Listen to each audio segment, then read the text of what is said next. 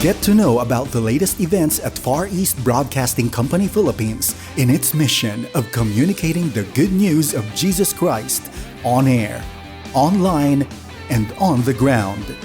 Here is Dan Andrew Cura for The President's Report. You know, it's the last week of July, and so let's take time to pause and thank the Lord for how He has brought us this far in the work of FEBC Philippines. If you're new to the station or it's the first time that you're watching this program on Facebook, well, I'm so glad that you can be joining me today. You know, it is impossible to introduce Far East Broadcasting Company without mentioning the words radio ministry. So today, we'll be learning about how radio works and how you can actually help us in reaching more people through this unique ministry platform. A good day to everyone. I'm your friend Dan Andrew, and welcome to this episode of The President's Report. FEBC was founded by three missionaries post-World War II. Its mission was to bring the good news of Jesus Christ to Asia, now particularly in China, hence the name Far East. In the early 1900s, radio was the most advanced form of communication. Radio just ushered out an era of communication which heavily relied on printed newspapers, dot-dash telegraphs, and silent movies. What made radio so high technology in those times? Well, radio made it possible to send forth a sound that can be heard even hundreds of miles away. With a click of a switch or the turn of a dial, one can hear an opera aria, or better yet, an entire orchestra performing right in your living room. But not even a century passed and television was introduced. Now, everybody thought that it was the end of radio, but the opposite happened. When radio was replaced by the television as the centerpiece of the living room, well, radio decided to become portable. Radio broadcasting today still works pretty much in the same way that it did before. It starts with a transmitter, a device that radiates electronic current outward using an antenna. And radio waves travel quickly through the air and are picked up by a receiver or your radio set, which translates into sound that we can hear and understand. Now, the higher the station power, the farther the radio waves can travel.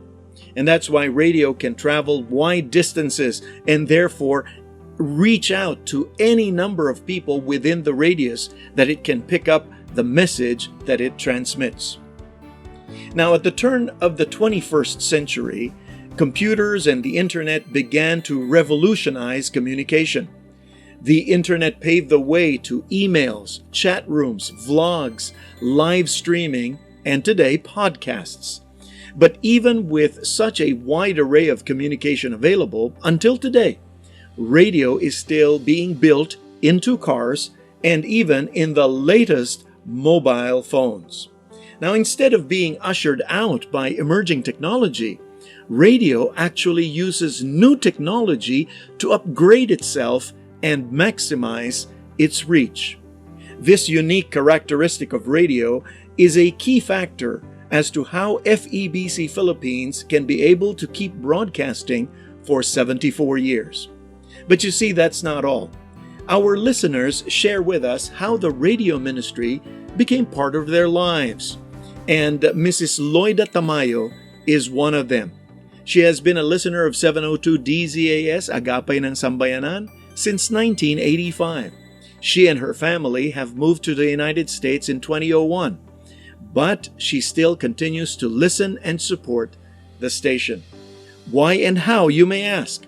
Well, let's listen to her story and find out.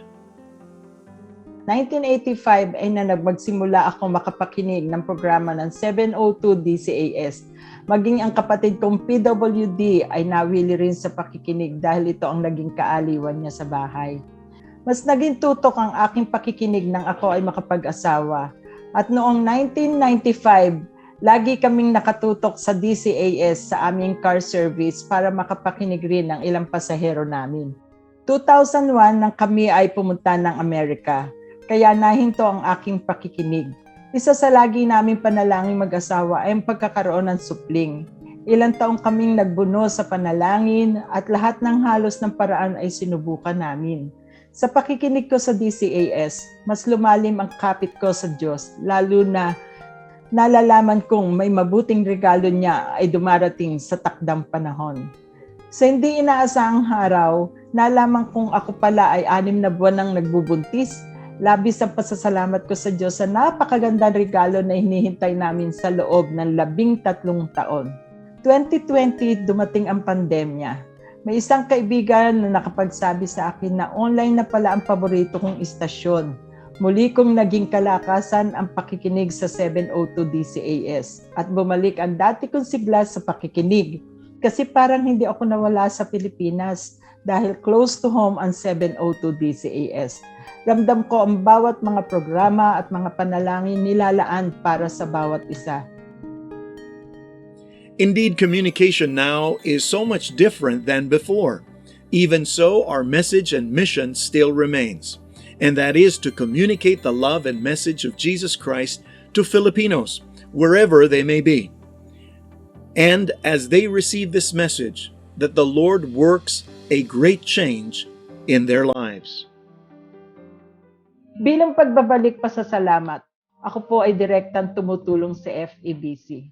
Alam ko na sa bawat tulong, malayo ang naaabot ng gawaing ito. Hindi lamang sa aking pamilya, kundi sa bawat pamilyang Pilipino sa iba't ibang bansa. Salamat sa FEBC kasi hindi lang ako nakatagpo ng istasyong Makadiyos. Nakatagpo rin po ako ng mga kaibigang tunay na nagmamahal sa Diyos. Naway lumawig pa ang ministeryong ito na tunay na malaking tulong sa pag-abot sa mga taong para kay Kristo. I'd like to thank Ate Loida for sharing her story to all of us. And we're truly blessed to hear how FEBC's broadcast helped her family in their faith journey. And we praise God for your partnership in this ministry. Like Ate Loida, countless of listeners are also helping FEBC in more ways than one. There are some who dedicate their talents and skill as volunteers, whether through speaking behind the microphone, producing programs, or other capacities in the technical, administrative, and outreach work. Now, through your donations, you help power our broadcast and keep our facilities up and running. And most important is your support through prayer intercession, that we may always work in obedience to God, who is the source of our life and purpose. By His grace, we are working together in this mission together. You, our supporters, donors, and listeners, and FEBC Philippines. We are working together. As in Philippians chapter 2, verse 13, "For it is God who works in you, both to will and to work for His good pleasure." Now, if you'd like to support the work of Far East Broadcasting Company Philippines, please visit our official website, donatenow.febc.ph, where you can make a direct donation online. Or you may also reach us through our FEBC Radio Facebook page, or send us an email through info@febc.ph. If you have any specific questions on other ways to give your support for the FEBC ministry, do write us, and we will surely respond. Now, thank you so much for joining me today. Again, I'm your friend Dan Andrew, and this has been the President's Report. And may God bless you, and do take care.